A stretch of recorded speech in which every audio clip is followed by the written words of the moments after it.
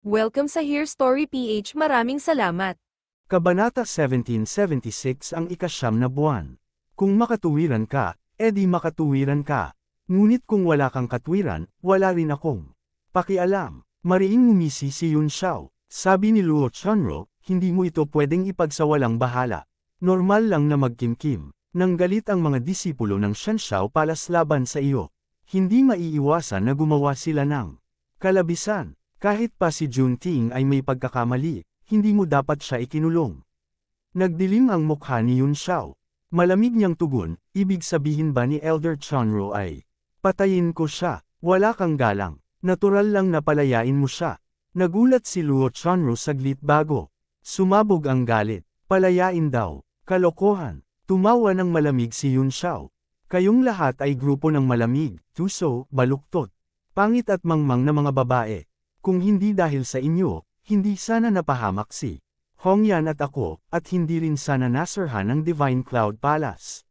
Sa halip na magsisi, kayo, paang mayabang at mapagmataas, wala na kayong kaligtasan. Ang 20 taon, ninyong pagkakakulong sa bundok ay nauwi sa wala. Labis ang galit ni Luo Chunro. Nanginginig ang buong katawan niya at nagdilim ang mukha. Ang bawat salitang ibinato ni Yun Xiao ay parang mga patalim. Sumigaw din ang ibang mga matanda at nagpakawala ng matinding killing intent. Ang siyam na tao sa formation ay sabay-sabay na naglabas ng presyon na tila dumadagandong mula sa hangin, bumabagsak kay Yun Xiao. Gu Fei, ang sobra na ang ginagawa mo, sigaw ni Gu Shanshan. Sobra na ba malamig nang umisi si Yun Xiao? Ang totoo, ayaw lang ninyong mga matandang balakyat tanggapin. Bakit pa natin siya kinakausap, pukpukan na at itapon sa Avicii Hell para masunog at magdusa? Balatan siya at putulin ang mga buto niya. Sigaw ng matandang babae na nakasuot ng abo. Hanggal na babae, gusto mo akong patayin. Parang kutsilyo ang tingin ni Yun Xiao. Nang sulyapan niya ito ay bigla itong umatras sa takot. Huwag kang matakot, Elder Wei Kui, sigaw ni Luo Chunro. Kayang-kaya natin siyang patayin. Gamit ang 9 moons illuminating the sky formation. Agad na nagpalit ng galaw ang siyam, umiikot sa paligid ni Yun Xiao. Nararamdaman niyang nagbabago ang hangin, at habang gumagalaw sila ay parang nag-iiba. Ang mundo, parang bundok ang taas, parang dumadaloy na tubig, tila mga kabayong sabik. Tumakbo, kumahabol sa mga bituin at buwan. Nagbago ang buong paligid. Hindi maiwasang mamangha si Yun Xiao. Kahit baluktot ang kanilang mga puso, ang martial arts at array technique ng Shan Xiao Palace ay pinakamataas pa rin sa mundo. Hindi pa niya nakita ang ganitong formation. Malinaw na ito ay obra ng isang henyo mula sa kanilang mga ninuno, parang mismong kislap ng kalangitan ng pamamaraan. Habang iniisip niya ito, isang talim na parang sanga ng willow ang tahimik na umatake mula sa likuran. Si Luo Chunro ang unang sumugod. Ang formation ay parang bituin na bumababa, at nakipagsanib ang kapangyarihan sa kanyang kalam, lumakas ng ilang ulit. Ngumiti si Yun Xiao at iniunat ang dalawang daliri. Magaan niyang pinindot ang likod ng espada. Agad na nagdilim ang buong liwanag ng talam at naglaho ang aura nito. Nagulat ang lahat. Ang talam na iyon ay may lakas ng buong formation, ngunit winasak lang niya. Nang ganoon kadali. Sa totoo lang, magaan tingnan ang ginawa ni Yun Xiao, ngunit ibinuhos niya ang halos lahat ng lakas ng katawan sa isang daliri.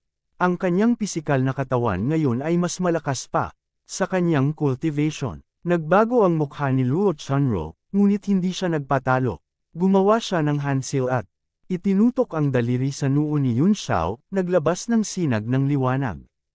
Hindi nagmadali si Yun Xiao. Ginawa niyang parang kuko ang daliri, pinatay ang liwanag at tinangkang hulihin ang mga daliri ni Luo Chunro. Tumagos ang matatalim na sinag ng daliri, parang mga sinulid na paputol sa kanya anumang oras. Napatras si Luo Chunro sa takot. Kasabay nito, gumalaw ang 8 iba pa at muling nag-iba ang formation. Lumitaw ang sabayang pag-atake mula sa lahat ng direksyon. Agad na binawi ni Yun Xiao ang kanyang kuko at bumuo ng handsill. Sa harapan niya ay lumitaw ang gintong Dharma na may 3 ulo at 6 na braso. Iba-iba ang ekspresyon ng 3 mukha, may nanunukso, may nanlilibak, may malamig. Ngunit pare-pareho ang ningning ng kay-abangan sa mga mata. Anong klase ng mahika ito? Nataranta ang lahat ng lumitaw ang Transcendence Golden Body. Sa kaliwang kamay ay hinawakan nito ang Star Destroyer Divine Sword, at naglabas ng mga berdeng lotus na nagbukas isa-isa, naging walang katapusang sword intent. Sa kanan naman ay hawak ang Heavenly Hammer, naging kidlat na kumikislap sa kalangitan. Napilitan umatras ang 8 matanda sa lakas ng espada at kulog. Ngunit muling nagpalit ng galaw ang siyam. Hati sa 4 sa unahan at 5 sa likod, sumugod. Silang parang matalim na tibak. Pulang liwanag ang bomb-alot sa ulap sa bundok, parang dapit hapon. Naramdaman ni Yun Xiao ang talam ng kanilang aura, tumagos hanggang balat niya, tila hinihiwa ng kutsilyo. Kahit na binuksan niya ang 7 gate ng Divine Body at umabot na sa lakas na pambihira. Dama pa rin niya ang bigat ng kanilang pinagsamang atake. Napaatras siya ng 3 hakbang. Saka sabay-sabay nagsil ang 6 niyang kamay. 3 selyo ang umakyat sa langit, naghalo at naging isang gintong dragon na bumagsak. Pababa, umugang ang kulog, nagliwanag ang katawan ng dragon, at sumalpok ito sa formation.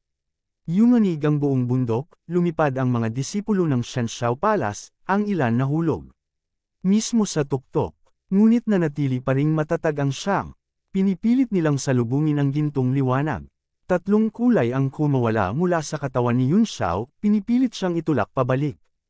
Tumawa ng malakas si Luo Chunro. Gu Feiyang, 20 taon na ang nakalipas mula nang malayang makaalis ka, pero ngayon, iba na ang Divine Cloud Palace.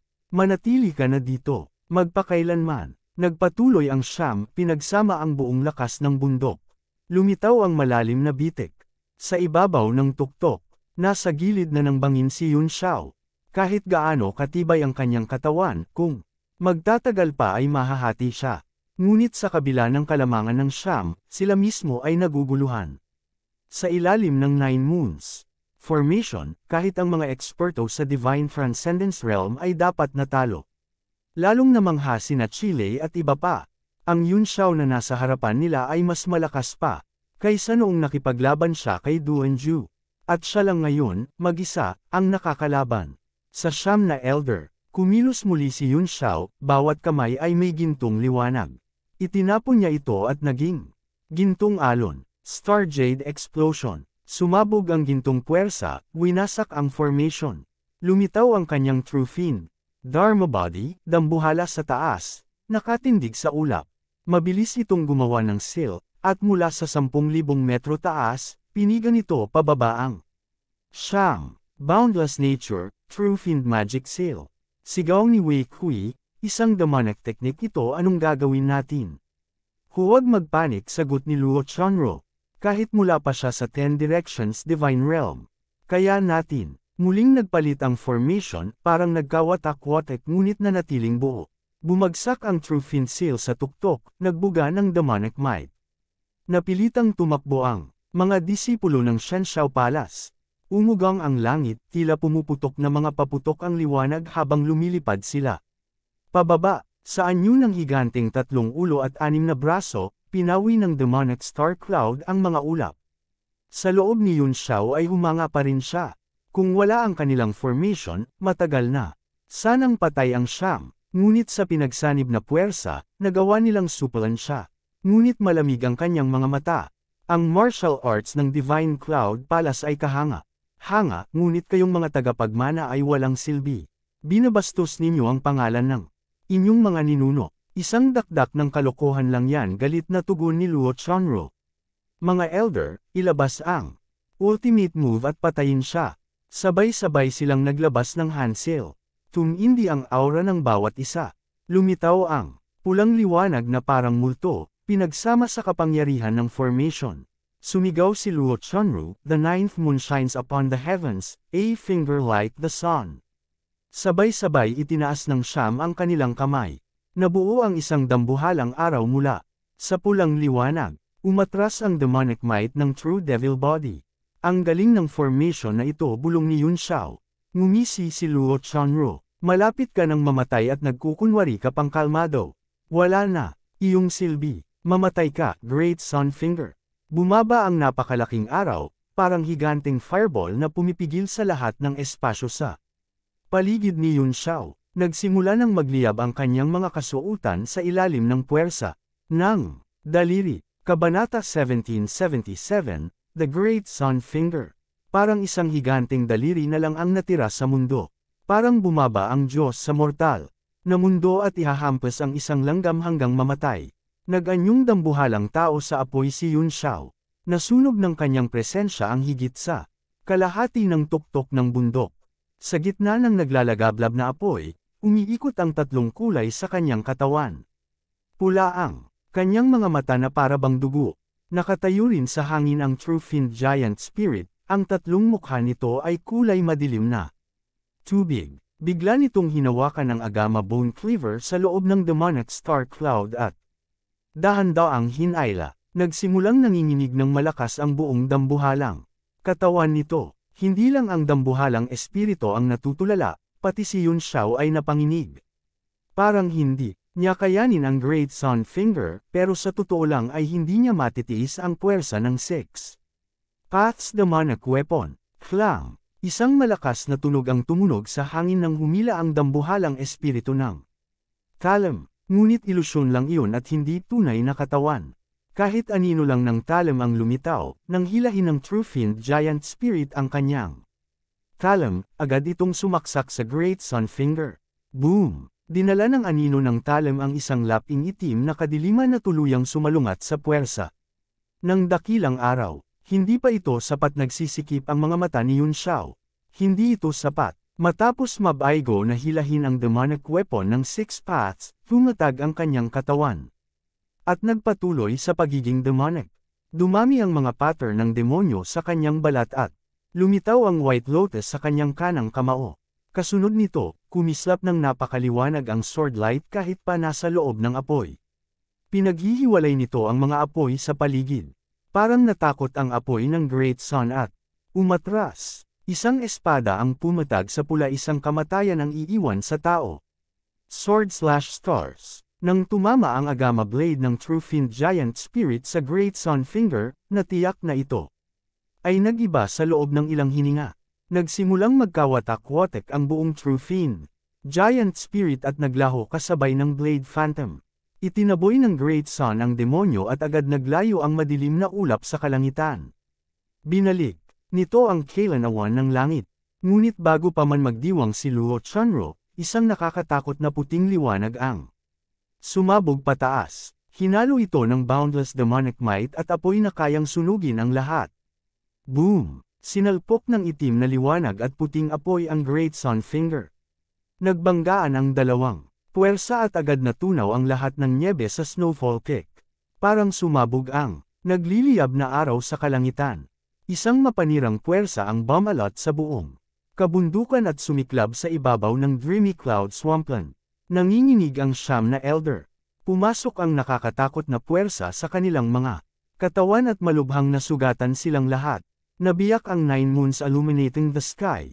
Formation ng isang iglap. Nagsipilyak ng dugo ang siyam at nalunod mula sa kalangitan.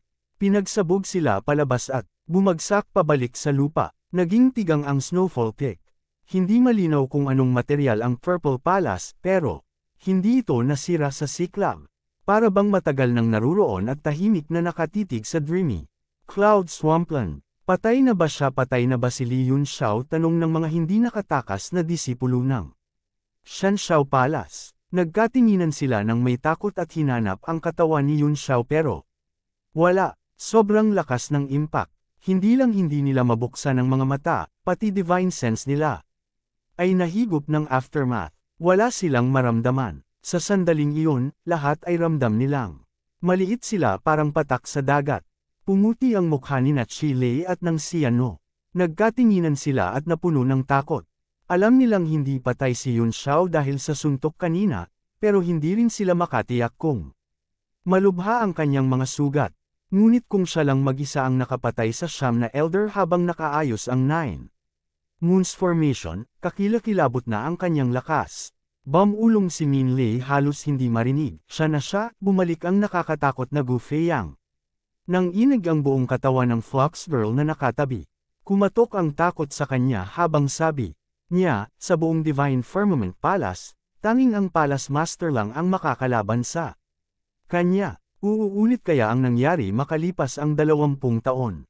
Jilei naguguluhan, labanan anong kung muli kaming matalo. Walang sumagot at walang makakatugon. Tahimik din ang Siano. Biglang may ilang sinag ng liwanag na bumagsak sa tuktok.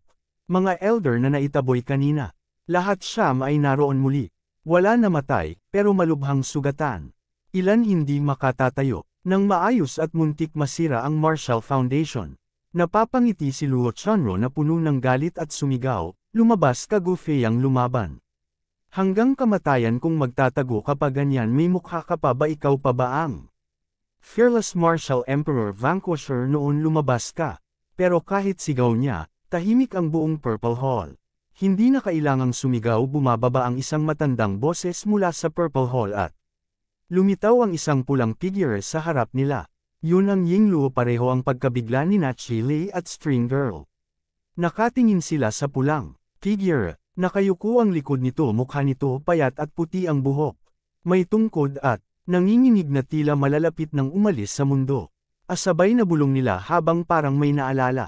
Napuno ang kanilang mga mukha ng matinding pagkabigla at kakaibang damdamin. Nagbago din ang ekspresyon ni Luo Chunro at ng siyam. Agad silang lumiko at yumuko. Sabay sabing, "Greetings Grand Elder Jihan." Arg siya ang sigaw ng ilan.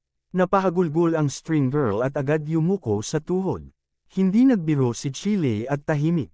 Ang gulat ay hindi mailarawan pero mas nanginginig siya sa tuwa. Kung nandito ang taong ito, tataas ang puwersa ng Shenshao Palace. Marami ding disipulo ang naguluhan at hindi pamilyar sa pangalan ni Jihan. Ngunit nang makita nilang magalang ang siyam sa kanya at marinig ang Grand Elder, hindi na sila naglakas loob at sumunod sa utos. Ang pulang matandang babae ay nakasuot ng matingkad na damit. Sabi niya, umalis na si Gu Feiyang. Hindi na kailangan magingay. Naguguluhan at galit si Luo Chunro. Sobra ang ginawa ni Gu Feiyang. Kaaway siya ng Divine Cloud Palace. Sana mamatay siya Grand Elder, pumatay na siya. Tinitigan siya ni Yan Jihan at malamig na sagot, kung hindi ako lumabas iniisip ninyo aalis si Gu Feiyang. Naramdaman nila ang takot at biglang naunawaan ang sitwasyon. Kung wala ang Grand Elder, mabubuwal ang Purple Hall at mahihigop si Yun Xiao ng kanyang kapangyarihan. Malalagay sila sa panganib. Hindi makapagsalita si Luo Chunro at natigatig. Umalis na Zin Han, winihag ni Jihan ang kamay. Kung hindi ninyo siya kinikilos, hindi niya kayo aabalahin. Matanda na ako at ayaw ko nang istorbohin pa ang mga juniors. Hanggat hindi nanganganib ang Snowfall Peak, hindi ako kikilos. Umalis na kayo. Mukhang may gusto pang sabihin si Luo Chunro pero nawala na ang pulang figure. Walang tao sa Purple Hall. Ano ang gagawin natin Great Elder? Tanong ng iba habang nagtipon para magplano. Nang hihina si Luo Chunro. Ano ang gagawin niya sa talino niya? Wala siyang alam. Sumigaw lang, ano pa bang magagawa natin? Ang unang Supreme Elder ang nagsabi umatras at magpadala ng tao mag-imbestiga, iulat agad kapag may balita tungkol kay Gu Feiyang. Oo, sagot lahat ngunit seryoso ang mga mukha nila. Bakit iulat lang? Anong silbi? May sinabi si Gu Shanshan kung kami man ang pinagsama ng siyam at ng teritoryo ng Dreamy Cloud Swampland at Snowfall Peak, di rin namin siya mapipigilan. Ubusin ba natin at bilugan pagkatapos may balita na kami? Tahimik ang lahat sa sinabi. Kahit nakasasakit marinig, totoo ang bawat salita at hindi matatalo. Kulot ang mata ni Luo Chunro at sabi, magkikita tayo kapag dumating na ang oras. Ano pa ang silbi ng maraming tanong ngayon? Maghintay muna ng impormasyon. Tama kayo, tugon ng lahat. Mabalik ang katahimikan sa Snowfall Peak at bumaba na ang lahat ng tao. Ngunit bahagyang nanguyunod ang Bell Spirit at nawala ang dagat ng ulap. Natanggal ang maraming naipong nyebe sa loob ng mga taon. Nawala ang dating ningas at spiritual energy. Mabilis kumalat ang balita tungkol sa labanan sa Snowfall Peak sa buong Shenshao Palace. Lahat ay nagsasalita tungkol dito at tuwing magkikita parang luma agad ang hindi pagbanggit. Sa labanan, lumaki ang balita at naging hindi na makilala ang kwento. Napakabangis ng laban, sirang langit at lupa, natanggal na ang Snowfall Peak, hindi napigilan. Nang siyam si Gu Feiyang sa huli, nahuli ang Palace Master sa harap ng libong disipulo at Tinatapatan ng paa ni Gu Feiyang sabi ng ilan. Hindi totoo tugon ng iba. Tingnan ninyo andyan pa naman ang Snowfall Peak kung hindi ninyo. Nakita huwag magsalita ako ang nakasaksi sa buong labanan sa huli ang nahuli ay hindi ang Palace Master kundi ang First Supreme Elder Gan Jihan. Kaya Jihan ano yun kakaibang pangalan kung siya ang First Supreme Elder matanda na dapat. Siya bakit nahuli? Hehe sino ang nakakaalam sabi pa nila siguro kapag bata noon napakagandang babae si Gan. Jihan baka nga fan ni Gu Feiyang siyan alam ninyong lahat hindi na bata si Gu Feiyang.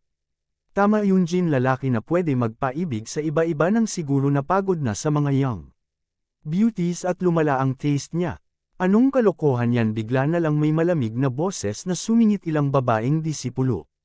Natigilan agad at naputol ang mga salita. Yumuko at bati, greetings Elder Shanshan. Pumasok si Gu Shanshan na may maitim na mukha. Pinatuyo niya ang ilang nagsisinungaling. At waring galit ang sigaw, anong klase ng kalokohan ang pinapalaganap ninyo mag-iingat kayo. Sa sinasabi ninyo para akong nagkulang sa pagpapatupad ng disiplina kaya nagkagulo kayo. Kapag may nangyari baka pati ako di kayo mas alba. Alam namin nagkamali kami parusahan ninyo Elder Shanshan sabi nilang pabayang.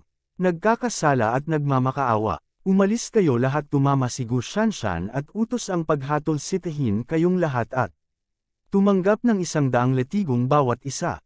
Nanginginig sa takot ang mga babae at mapatla ang mukha. Nakakatakot ang letigo pero di sila. Naglakas loob sumalungat. Yumanhan silang lahat na nakapatong ang galit sa mukha habang umaalis. Kabanata 1778, Encounter in the Passage. Habang pinapanood niyang umalis ang mga babaeng disipulo, biglang samuka ng dugo si Gu Shanshan. Agad niyang tinakpan ang dibdib at naupo ng nakalotes para tipunin ang Yuan Qi. At ayusin ang paghinga. Sa laban kanina, malalim ang tinamo niyang pinsala sa loob at ngayon lang siya tuluyang nawalan ng lakas. Nang maalala niya ang kasalukuyang lakas ni Gu Feiyang, hindi niya mapigil ang manginig. Lalo, nasa edad nito. Nasa 20 lang siya. Ang ganitong talento ay lampas sa nakakatakot at maituturing na walang kapantay. Sa pag-iisip niya, hindi mapilmi ang damdamin at lalong lumalala ang pinsala. Bigla niyang itinaas ang ulo at sumigaw. Sino yan? May puting figure na lumitaw sa harap niya na parang wala sa kung saan. May hawak itong jade box. May dala akong healing pills mula sa North Sea. Makakatulong ito sa pinsala ni Elder Shanshan. Nagulat si Gu Shanshan. Gu Feiyang bakit ka nandito itabi mo ang gamot? Ang Shanshao, palas ang number 1 sect sa mundo.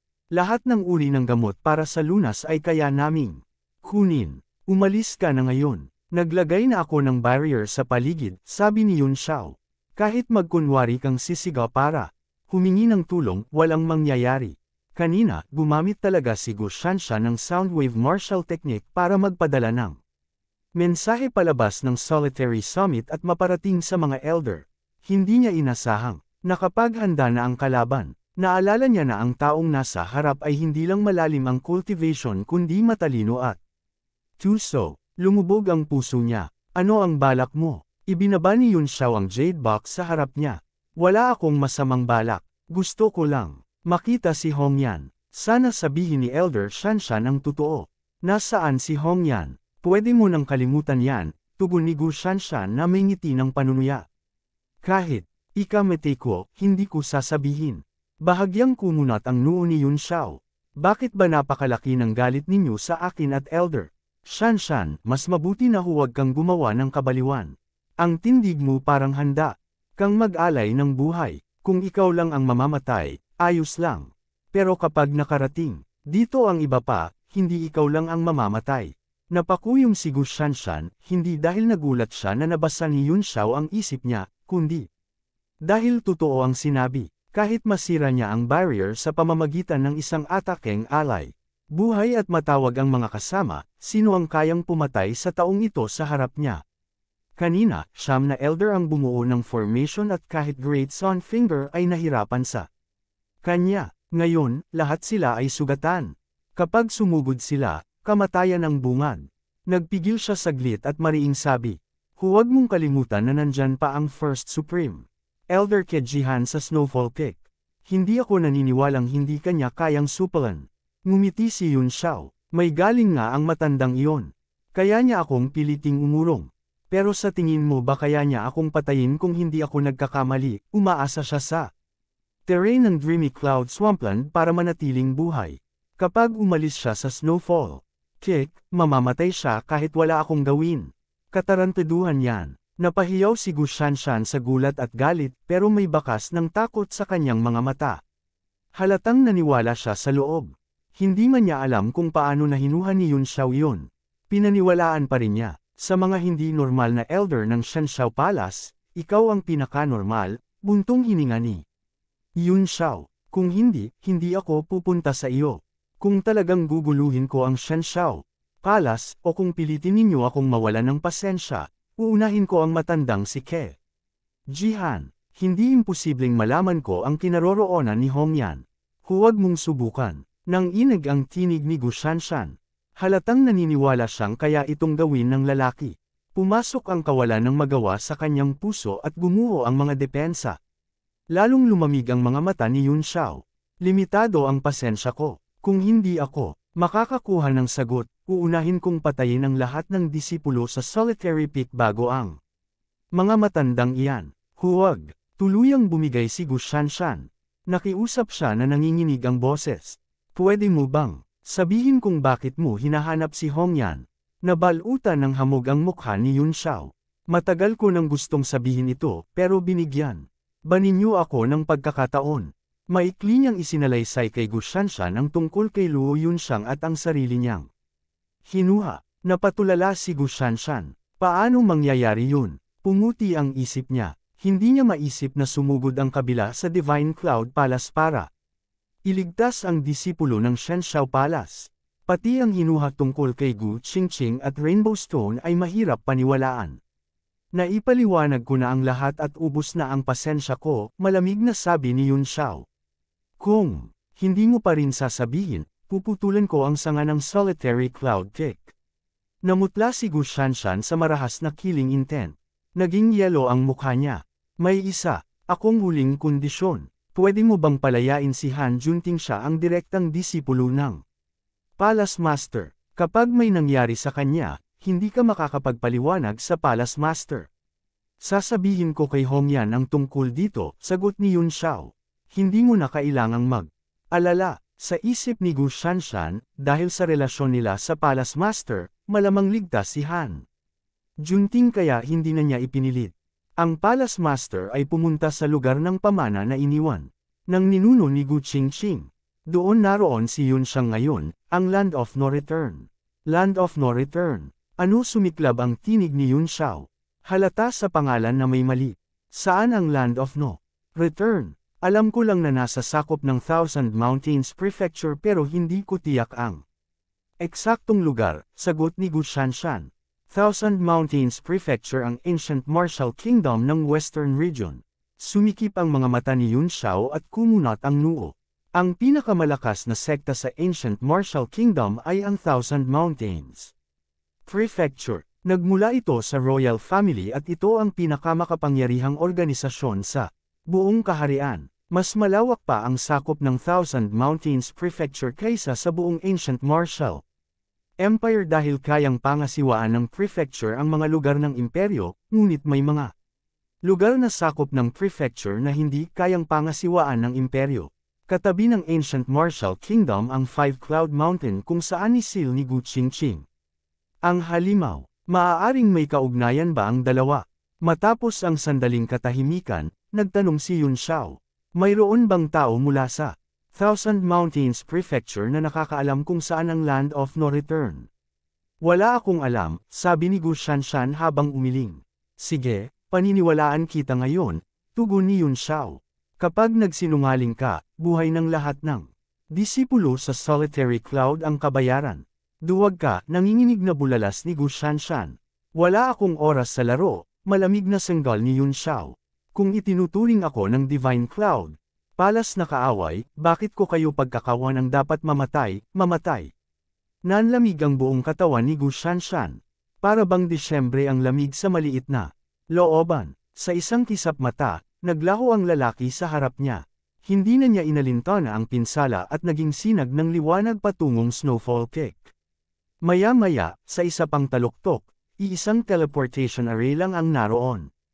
Ang ilang disipulong nagbabantay ay nakaluhod at nanginginig. Ang presyon mula sa katawan ni Yun Xiao ang dinurog ang kanilang loob. Wala silang kayang ipaglaban. Sumiklab ang liwanag ng array at unti-unting naglaho roon ang anyo ni Yun Xiao. Ang teleportation formation ng Shanxiao Palace ay diretsyong umaabot sa western region. Itim ang walang hanggang lagusan at napakalakas ng higop na gumagabay sa katawan ni Yun Xiao papalayo. Ha! Biglang sumikip ang kanyang mga mata. Sa kailaliman ng kanyang mga mata, nagbuo ang magatama ng mga rune at tumingin siya sa dilim sa paligid. Sa ilalim ng kapangyarihan ng kanyang paningin, may bagay na mabilis na gumagalaw sa malayong kawalan, kasabay na inihahatid sa unahan. Iyon ang bronze-skinned ancient orchid giant lizard. Sinasabing kaya nitong tahakin ang mismong kawalan at totoo nga. Ang mga taong nakasakay roon ay mula sa demon race. Hindi sila mahina at tila papunta sila sa kaparehong direksyon ko. Nagmuni si Yun Xiao at gumawa ng handsail. Kumislap ang liwanag sa pagitan ng kanyang mga kilay at lumipad palabas ang Divine Realm Tablet. Hinayla niya ang espasyo sa magkabilang gilid at tinaluktok ang puwersa ng teleportation. Naging kidlat ang buong katawan at kumalas sa landas. Sa susunod na sandali, nasa ibabaw na siya ng Divine Realm Tablet. Ginamit niya ang Jade Tablet bilang barkong pandigma at lumipad patungo sa bronze-skinned ancient orchid giant lizard. May 7 demon men na nakatayo sa likod ng higanteng butiki. Ilan ay naka-lotus at aayos ng paghinga at yuan chi. Magkakahawig ang anyo nila, halatang iisang lahi. Sino yan? Isang boses ang kumalabog. Siya ang may pinakamataas na cultivation sa 7 kaya agad niyang naramdaman. Anong problema when nag-iilusyon ka lang? Ito ang transmission channel. Paano magkakaroon ng hindi natapos ang isa sa demon dahil napatigil siya? Nanlaki ang bibig na parang kasya ang pakwan. May batang tao na nakatayo sa buntot ng higanteng butiki. Sino ka? Sabay-sabay na nagulantang ang 7 at naging handa sa laban. Nakatitig sila kay Yun Xiao na parang kaharap ang matinding kaaway. Ngumiti si Yun Xiao. Huwag kayong mangamba. Nagtataka lang ako. Saan kayo galing at saan kayo patungo? At sino ka naman? Sagot ni Wen na mababa ang tinig. Ang tao at demonyo ay hindi sumasalakay sa teritoryo ng isa't isa at hindi nakikialam sa gawain ng isa. Umasa akong aalis ka ngayon. Magalang siyang nagsalita at hindi nagpadalos-dalos. Hindi niya maramdaman ang anumang aura sa tao sa harap nila at sa ganitong lugar pa ito lumitaw. Malinaw na hindi masukat ang lakas at hindi niya gustong magkamali. Aalis ako kaagad kapag sinagot ninyo ang tanong ko, tugon ni Yun Xiao. Kung hindi, wala akong magagawa kundi sundan kayo para tingnan. Nagiba ang mukha ng 7. Lubhang lihim ang paglalakbay nila at napakahalaga ng misyon. Hindi pwedeng magkamali. Kapag sinundan sila ng taong ito, malaking problema iyon. Sana huwag kang makialam, ani Wen ng malalim. Kung hindi, huwag mo kaming sisihin kung magiging hindi magalang kami. Hindi lang 9th Order Monster Beast ang bronze skin. Monitor lizard na ito, may dala rin itong sinaunang bihirang dugo. Mas malakas ang lakas nito kaysa sa aming 7. Hindi siya naglakas ng loob umatake. Umaasa siya na lalayo ang kabila sa sariling pagtansya. Sa kasamaang palad, hindi iyon nangyari. Walang pakialam ang tao at sinabi, ibig mong sabihin. Lalaban kayo. Kabanata 1779, Gold Sleeve. May galit sa mukha ng 7 demonyo. Alam nilang malakas ang kalaban pero hindi pa rin sila susuko. Malamig ang sabi ni Yao Wen, huwag mong kalimutan na nasa special passageway tayo. Kahit matalo mo kami, makakaligtas ka ba kapag itinapon ka ng puwersa ng teleportation? Paano mo sa tingin nakarating ako rito? Ngumiti si Yun Xiao ng payapa. Paano mo sa tingin nakarating ako rito? Gumalaw ang puso ng 7 at biglang naging sobrang alisto.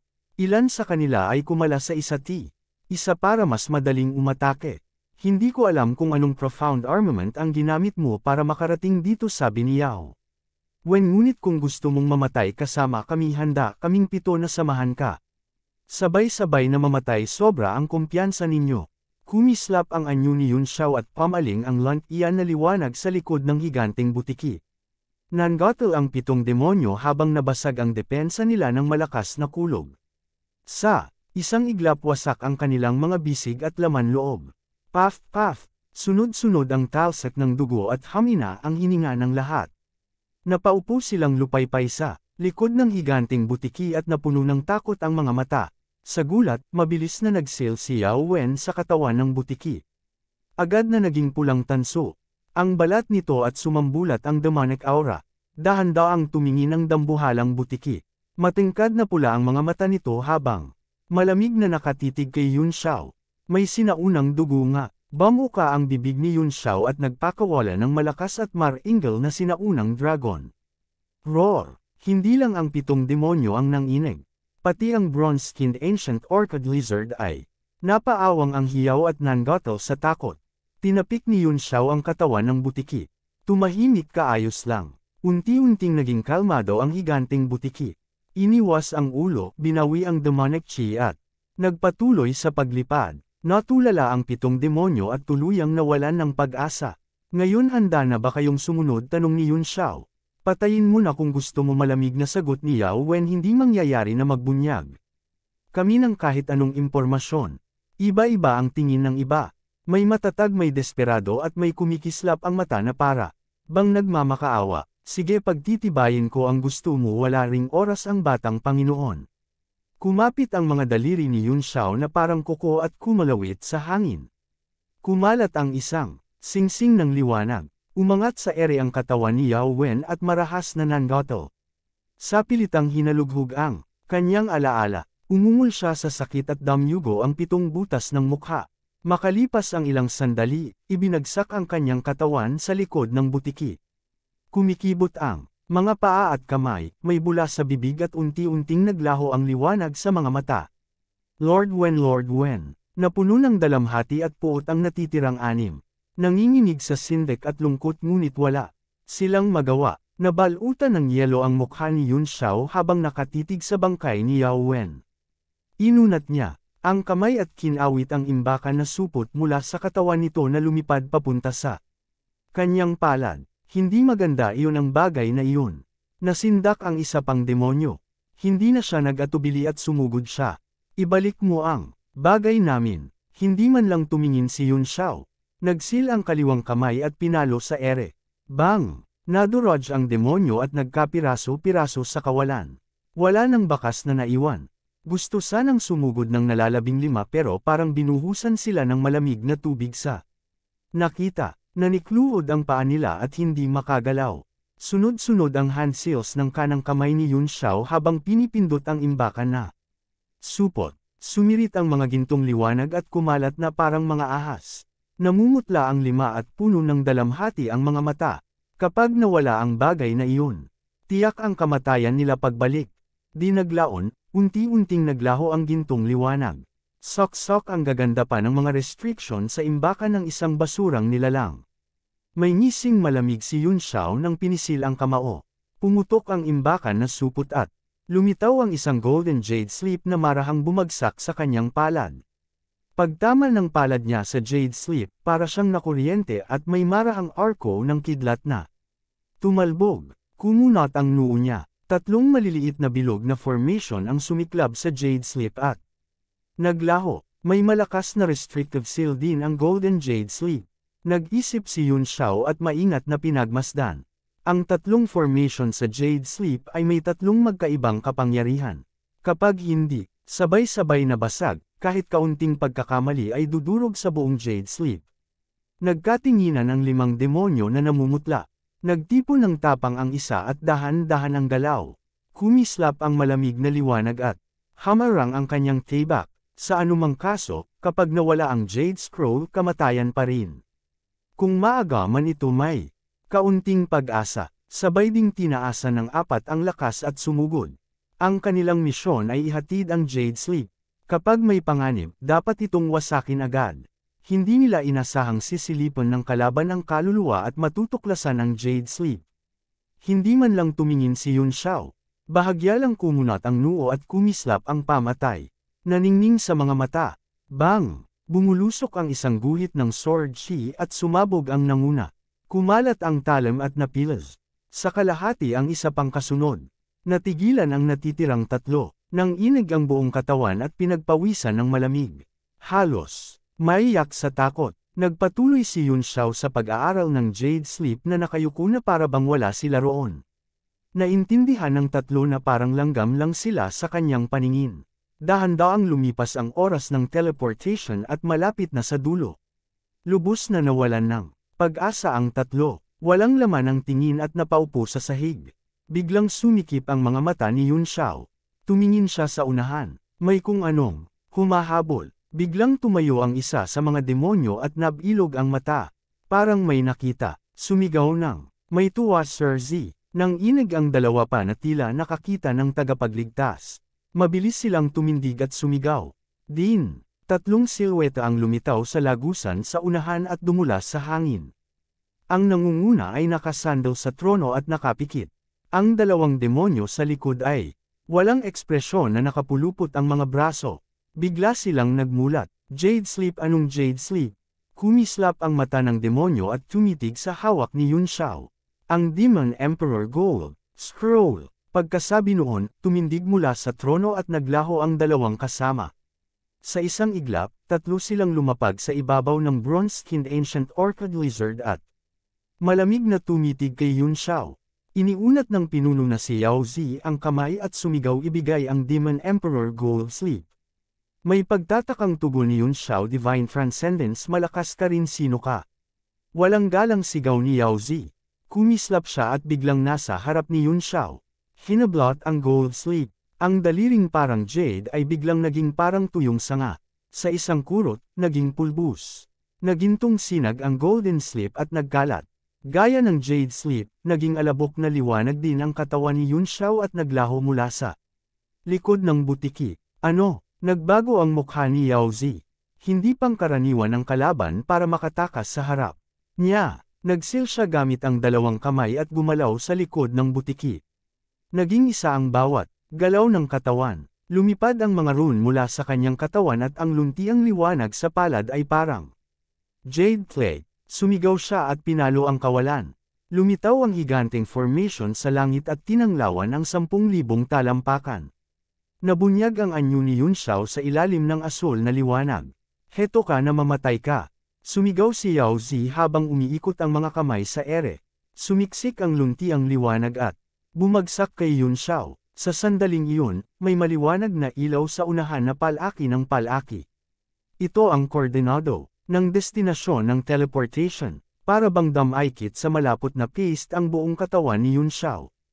Umatras ang luntiang liwanag at biglang naglitawan ang napakaraming itim na tuldok na bumaril patungo sa kanya. Hindi lang damaykit ang paste na enerhiya sa kanyang katawan, pinahirap din itong paandarin. Ang elemental energy, ang banal na sining ng green jade plate ay parang may world domain na kayang sumupil sa lakas ng kalaban. Binuka ni Yun Xiao ang mga daliri at kumalat ang mga demonic rune sa kanyang braso. May maliit na puting espada na lumitaw sa kanyang palad at dahan-daang nagliliyab na parang lotus. Jiange, isang malamig at walang emosyon na tinig ang umalingaw at kumurap ang apoy sa palad ni Yun Xiao. Kumalig ang puso ni Yao Zi at sumikip ang mga mata. Bang! Sumabog ang apoy na parang lotus at nilamon ang lahat ng luntiang liwanag. Lumaki ang puting liwanag at nagsapo sa labasan ng lagusan. Sumirit palabas ng lungga ang bronze-skinned ancient orchid lizard at lumitaw sa ilalim ng bughaw na langit. Nakatutok ang divine sense ni Yao Zi kay Yun Xiao. Nang masira ang luntiang liwanag, naging sinag si Yun Xiao at aalis na. Hinabol niya ito at sigaw niya napakahirap umalis. Pinagdikit niya ang mga kamay at bumagsak sa mga bisig ang isang lot. Nang kalabitin niya ang 10 daliri, ang di mabilang na kwerdas ay naging luntiang liwanag na kumurap sa ere na parang may sensing piitan na umipit sa escape light ni Yun Xiao. Kasunod, habang tumutugtog ang lute, di mabilang na talam ang sumabay sa alon ng tunog. Parang yulang yelo na kanya na bumuhos sa buong langit. Lumabas si Yun Xiao mula sa sinag at pinisil ang mga kamao. Naging ginto ang katawan at tumamal ng isang suntok. Lumipad ang gintong anino ng kamao at gumawa ng mga alon sa himpapawid. Nadurog ang lahat ng talim. Nanginginig na rin ang luntiang lambat ng liwanag na para bang malapit ng mapatid. Sa lugar ng paglitaw ay may malaking pangkat na nakatingala sa takot. Hindi nila maintindihan kung bakit naglaban agad ang mga taong lumabas sa passage. Lalong nagulat ang ilang human ancient martial practitioners. Isa ang napasigaw, "Sir Z, bakit? Bumalik ka agad." Mabilis pigilan ang taong yan, sigaw ni Yao Zi. Gumalaw din ang dalawang demon expert sa likod niya. Lumipad mula kaliwa at kanan, sinibat. Ang lambat ng liwanag at tahimik na sumulpot sa tabi ni Yun Xiao. Dalawang napakalakas na puwersa ang sabay na sumabog. Naghahanap kayo ng kamatayan. Kumikislap ang bangis sa mga mata ni Yun Xiao. Nagsil ang kanang kamay at ibinaba ang kaliwang palad. Biglang sumirit ang sword intent mula sa kanyang katawan at lumipad ang kanyang kasuotan sa hangin. Kabanata 1780, The Blood Pool. Nagulat ang mga makapangyarihang tao. Sa harap ng ganitong banggaan, aura pa lang ay nakakatakot na. Sa halip na sumulong, umurong ang human ancient martial practitioner ng 1,000 talampakan sa isang iglap. Umusbong ang matalas na hugis espada sa paligid ni Yun Xiao at nagbuga ng napakatapang na sword wheel na parang stellar energy. Sa pag-ugong nito ay dumaluyong ang kaloobang tulad ng kabundukan at ilog. Thousand-fold kick. Boom boom boom. Some argo ang lakas mula sa espada at agad nadurog ang buong bilangguan ng zither strings. Sa pinagsamang pag-atake, para bang tumama sa bakal ang palad ng dalawang demonyo at napaatras sila. Pumutok ang kanilang mga braso at naging ulap ng dugo.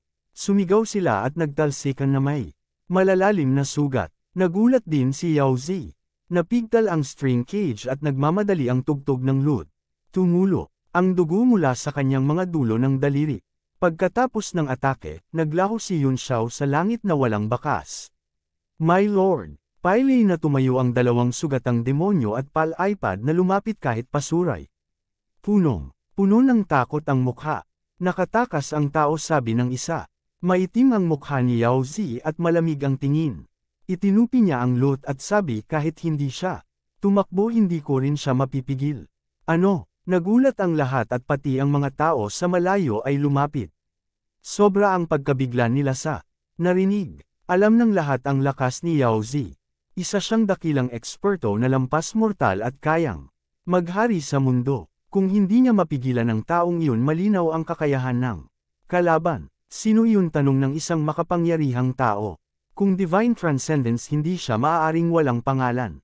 Gusto ring malaman ni Yao Zi. Lumingon siya sa tatlong sakay ng bronze-skinned ancient orchid lizard na tila estatwa sa pagkakatulala. Matapos manghina ang loob, ikinwento ng isa ang buong pangyayari mula umpisa hanggang dulo at walang tinayra. Lalong dumilim ang mukha ni Yao Zi. Humarap siya at malamig na sabi, ang iba ay nag-alay na ng buhay. Paano pa kayo nagkakaroon ng mukha para manatili sa mundong ito? Nang inig ang tatlo at nagkatinginan na mapotla. Pagkaraan ay sabay na itinapal ang palad sa tuktok ng ulo. Kasabay na pumutok ang tatlong ulo at bagsak ang mga bangkay mula sa likod ng butiki. Nakalatag sa lupa na may sabog na utak at dugo. Ibig sabihin ay nagkataon lang na nasalubong natin siya, sabi ng isang demonyo sa likod, kaya lalong mahirap tukuyin kung sino siya. Hindi rin maganda ang mukha ng mga tao. Umusad ang isang matandang mapula ang mukha. At maputi ang buhok at sabi napakabata niya at may divine power kaya hindi mahirap hanapin. May kutob ako ngayon pero sana hindi iyon kasi malaki ang gulo kapag ganoon. Sumikip ang mga mata ni Yao Zi. Elder Ji Taiching, sino ang hinuha mo? Balisa ang matanda at hinagod ang balbas. Ang binatang pinag-uusapan ng buong mundo. Ngayon na sinasabing reinkarnasyon ng vanquisher martial sovereign na si Gu Feiyang. Siya lang ang maaaring umabot sa divine transcendence sa ganitong kabataan. Reinkarnasyon ni Gu Feiyang, bulong ni Yao Zi. Nag-iba ang mukha ng lahat, lalo na ang mga tao sa likod ni Ji Taiching na napuno ng kaba. Naisip ni Yao Zi ang dati. Ang tusong taong iyon na gumamit ng Pukana para talunin ang Lord ay ng aking lahi sa Art of Divination. Siya iyon. Pangatlo sa 10 titled martial sovereign, sagot ni Ji Taiching. Mas mataas ang Tagumpay niya sa martial arts kaysa sa art path. Hindi ko inasahan na sa ganitong kabataan sa reinkarnasyon ay may lakas na ng nakaraang buhay. Nakakatindig balahibo, napailing si Yao Zi. Sok hindi ka panipaniwala, maaari pa ang muling pagkabuhay pero ang reinkarnasyon ay sobra sa kathang-isip. Ganyan ba kababaw ang mga tao ninyo? Sumimangot si Ji Taiching. Ni ako hindi lubos naniniwala. Pero kumalat na ang balita. Iba-iba ang bersyon. May nagsasabing reinkarnasyon. May nagsasabing disipulo o anak.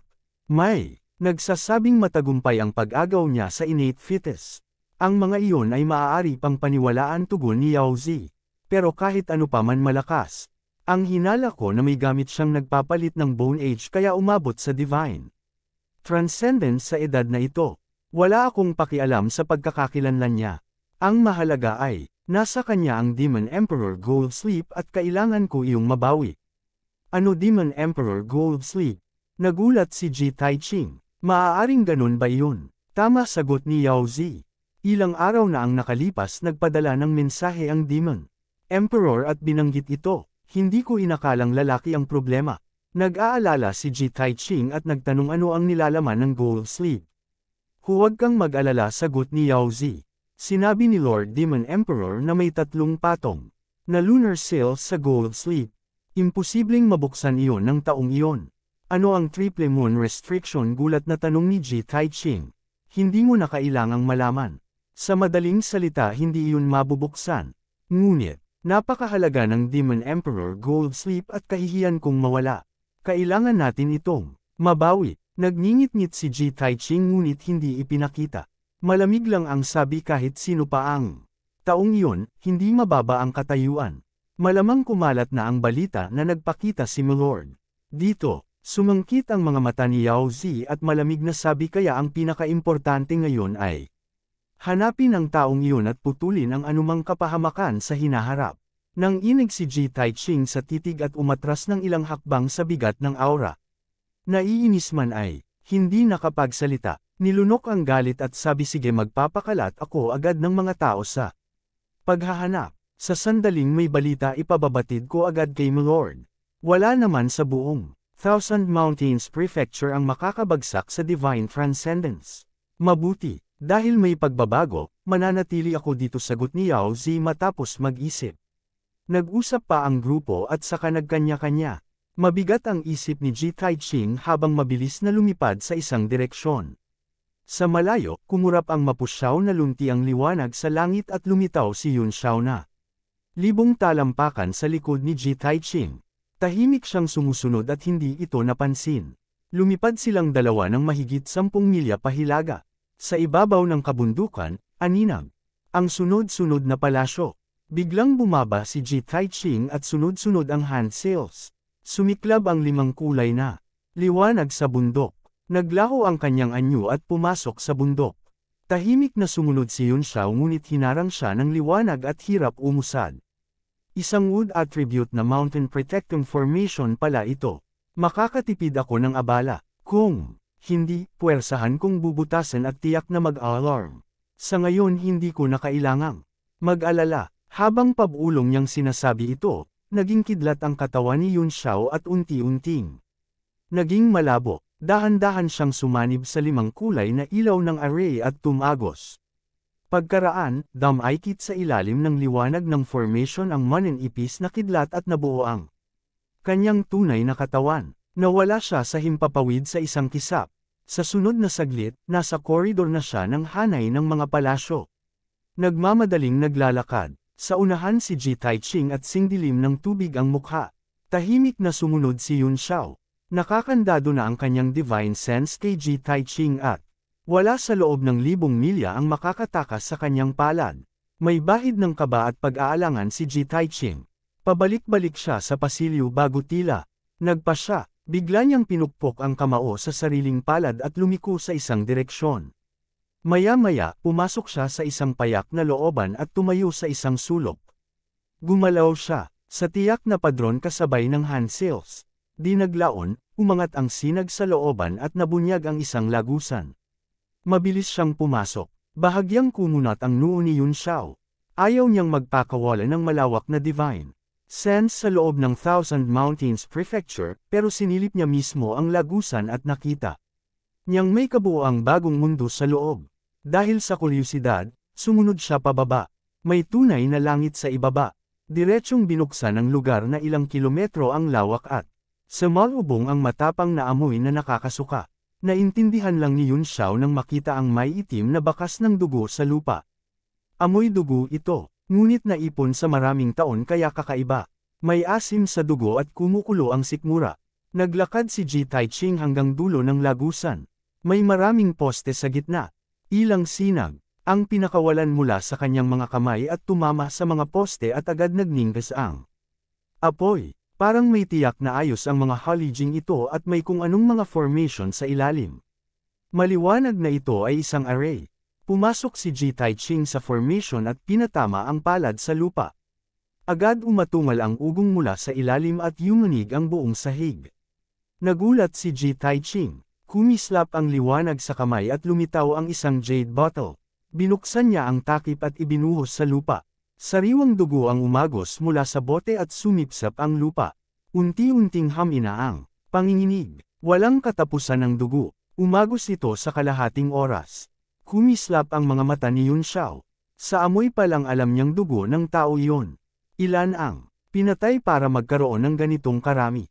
Puno ng namuong dugo ang paligid at matagal na itong ginagawa. Pagkaraan ng matagal, may hisang na umangat mula sa ilalim tulad ng huni ng halimaw. Saka lang ngumiti si Ji Taiching. Sumikip ang mga mata ni Yun Xiao at tumitig sa loob ng array.